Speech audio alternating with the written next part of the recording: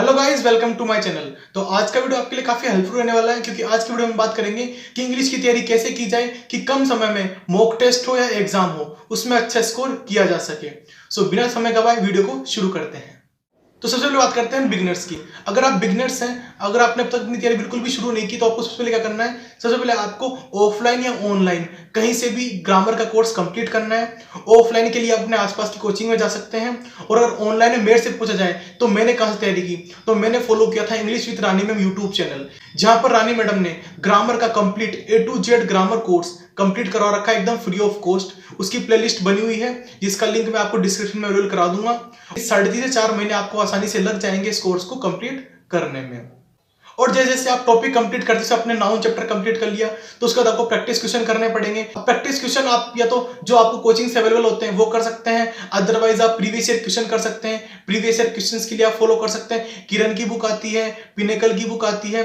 Next हम बात करते हैं वोकैब की। तो देखो, जब आप शुरुआत के फेज में होते हो ना, जब आप बिगिनर होते हो, तो आप एकदम से ही बहुत ज्यादा वर्ड याद नहीं कर सकते वोकैब के। तो आपको क्या करना है, आपको शुरुआत में 5-5 वर्ड याद करने हैं। जैसे आज 5 सिनोनिम याद कर लिए, ठीक है, 5 इडियम्स याद कर लिए, 5 वन वर्ड याद कर लिए। ऐसे 5-5 याद करने हैं आपको। फिर जैसे जैसे आपका इंटरेस्ट इंक्रीज होता है, तो जैसे मतलब 1 महीना या 2 महीना हो गया, तो उसके बाद आपने जो वर्ड की लिमिट है उसको बढ़ा सकते हैं। जैसे 5 से 10 कर सकते हैं, 10 से 20 कर सकते हैं। फिर जैसे आपको 3-4 महीने कंप्लीट हो जाते हैं, तो उसके बाद आप डेली के 50-50 वर्ड भी याद कर सकते हैं।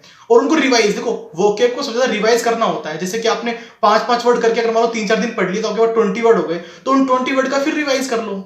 वोकैब का केवल एक ही सॉल्यूशन है, रिवीजन। वोकैब को जितना आप रिवाइज करोगे उतनी अच्छी आपकी वोकैब होती चली जाएंगी। तो बात करते हैं कि वोकैब के लिए कौन सी बुक फॉलो करें। तो देखो, वोकैब के लिए आप एक तो प्रीवियस ईयर पढ़ लो, वो बेस्ट है। प्रीवियस ईयर चाहे आप ब्लैक बुक पढ़ लो, किरण पढ़ लो, पिनेकल पढ़ लो। इवन अगर आपके पास पीडीएफ पड़ी हो ना प्रीवियस ईयर की, तो वो भी पढ़ लोगे ना, तो वो भी इनफ है। और प्रीवियस ईयर पीडीएफ के लिए आप ज्वाइन कर सकते हैं हमारे टेलीग्राम चैनल को, जहां पर मैंने जो जो पीडीएफ मैंने पढ़ी थी ना प्रीवियस ईयर की, 2018 से लेकर अब तक की, वो सारी अवेलेबल है टेलीग्राम चैनल पर, उनको आप देख सकते हैं। तो ये 2 चीजें हैं। और तीसरा एक और चीज आप कर सकते हैं, जैसे कि आपने ग्रामर पढ़ना शुरू कर दिया, तो ये 7 या 8 दिन के अंतराल पर आप क्या कीजिए, एक इंग्लिश का एक 25 क्वेश्चनों का मॉक भी दे लीजिए। अब आप बोलोगे यार मॉक क्या दें, मॉक देने से हमारे मार्क्स ही नहीं आएंगे। अरे कोई बात नहीं, मार्क्स नहीं आएंगे, लेकिन आप हर एक क्वेश्चन से गुजरोगे ना, तो वो पता चलेगा ना कि भाई कैसे कैसे क्वेश्चन आते हैं। ठीक है, हो सकता है शुरुआत के 2-4 मॉक में आपके 0 मार्क्स आए, लेकिन भाई 3-4 मॉक, 5-7 मॉक ऐसे देते रहोगे ना, तो आपका जैसे नाउन चैप्टर कंप्लीट हो गया, तो अब नाउन का कोई ग्रामर का क्वेश्चन आएगा, तो वो आप वो सोल्व कर दोगे। ठीक है, तो धीरे धीरे आपके ऐसे मार्क्स इंप्रूव होते जाएंगे, जैसे आपकी वोकैब इंप्रूव होती जाएगी। तो अगर मान लो मॉक टेस्ट में कोई वोकैब का ऐसा क्वेश्चन आ गया जो आपने पढ़ा हुआ है, तो उसको भी सोल्व करोगे, तो उससे भी आपके मार्क्स इंप्रूव होते जाएंगे। नेक्स्ट हम बात करते हैं नॉन बिगनर की। नॉन बिगनर कौन होते हैं, जिन्होंने एक आध एग्जाम दे रखा हो या ग्रामर का कहीं भी ऑफलाइन या ऑनलाइन कोर्स कंप्लीट किया हुआ हो, वे सभी क्या आते हैं, नॉन बिगनर की श्रेणी में आते हैं। तो आपको क्या करना है, देखो आपने ग्रामर कोर्स कंप्लीट कर ही लिया है, तो आपको दोबारा क्लासेस लेने की जरूरत नहीं है।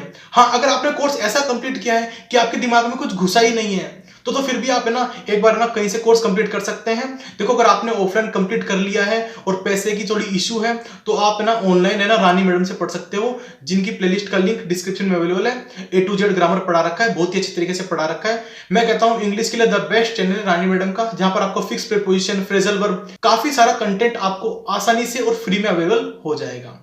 और जिन्होंने अपनी ग्रामर अच्छे से कंप्लीट कर रखी है, वो डेली अपने जो नोट्स हैं, जो भी नोट्स उन्होंने बनाए हैं, उनको रिवाइज करें। जैसे कि आज आपने मान लो नाउन चैप्टर है, तो उसको रिवाइज कर लिए, उसके नोट्स रिवाइज कर लिए, और नेक्स्ट डे उसके प्रैक्टिस क्वेश्चन लगा लिए।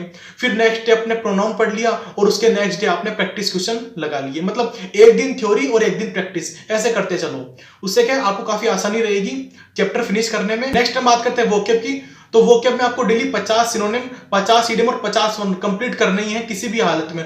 और ये जो इडियम, वन वर्ड और जो सिनोनिम है ना, ये आपको प्रीवियस ईयर ही कंप्लीट करने हैं। ऐसा नहीं कि आप कोई भी आलतू फालतू बुक लेके पढ़े जा रहे हो। अरे भाई, पहले प्रीवियस ईयर जो 2018 से अब तक क्या है ना, उनको तो एक बार कंप्लीट करो, उसके बाद किसी दूसरी बुक की तरफ भागो। अब प्रीवियस ईयर के लिए आप क्या क्या फॉलो कर सकते हो, या तो किरण की बुक फॉलो कर सकते हो, पिनेकल फॉलो कर सकते हो, ब्लैक बुक फॉलो कर सकते हो, या फिर अपने टेलीग्राम में जो पीडीएफ अवेलेबल है प्रीवियस ईयर वोकैब की 2018 से लेके अब तक की, और जो भी लेटेस्ट एग्जाम होते रहते हैं ना, उनकी पीडीएफ भी मैं अवेलेबल करा देता हूं, तो आप उनको भी पढ़ सकते हैं। थर्ड नंबर बात करते हैं नॉन बिगनर्स के लिए डेली इंग्लिश का एक मॉक देना जरूरी है। इंग्लिश का जो मॉक टेस्ट होता है वो 25 क्वेश्चन का होता है, और आपकी अगर थोड़ी बहुत अच्छी तैयारी है, तो इंग्लिश का जो मॉक टेस्ट कंप्लीट करने में 12 या 10 मिनट ज्यादा नहीं लगते हैं। ठीक है, तो आप उसको कंप्लीट कर सकते हो और फिर उसका अच्छे से एनालिसिस कर सकते हो, कौन सा ग्रामर का क्वेश्चन गलत हुआ, कौन सा वोकेबुलरी क्वेश्चन गलत हुआ। और धीरे धीरे अगर आप ना डेली मॉक देते रहोगे ना, इंग्लिश का ओनली 25 क्वेश्चन होगा, तो आप डेली एक क्लोज टेस्ट से गुजरोगे, यानी कि एक क्लोज टेस्ट की रीडिंग तो आप डेली कर ही रहे हो, और उसका जब एनालिसिस करोगे तो उसको एक और बार पढ़ोगे, यानी कि एक दिन में आप 2 बार एक क्लोज टेस्ट को पढ़ रहे हो, यानी कि उसकी रीडिंग कर रहे हो। तो इससे आपका जो रीडिंग पार्ट है वो धीरे धीरे इंप्रूव होता जाएगा, और जैसे जैसे आपकी वोकेब इंप्रूव होती जाएगी तो जो आपका जो क्लोज टेस्ट वाला पार्ट है ना वो भी बहुत ईजी हो जाएगा। तो सो गाइज, ये थी आज की कंप्लीट इंग्लिश की स्ट्रेटेजी। आई होप आपको पसंद आई हो, और आपके फिर भी कोई डाउट रह गए हो जो मैं सोल्व नहीं कर पाया हूं तो कमेंट सेक्शन में कमेंट जरूर कीजिएगा। नेक्स्ट वीडियो में उन डाउट्स को सोल्व करने की कोशिश करूंगा। सो गाइज, आज का वीडियो इतना ही, मिलते हैं अपने नेक्स्ट वीडियो में।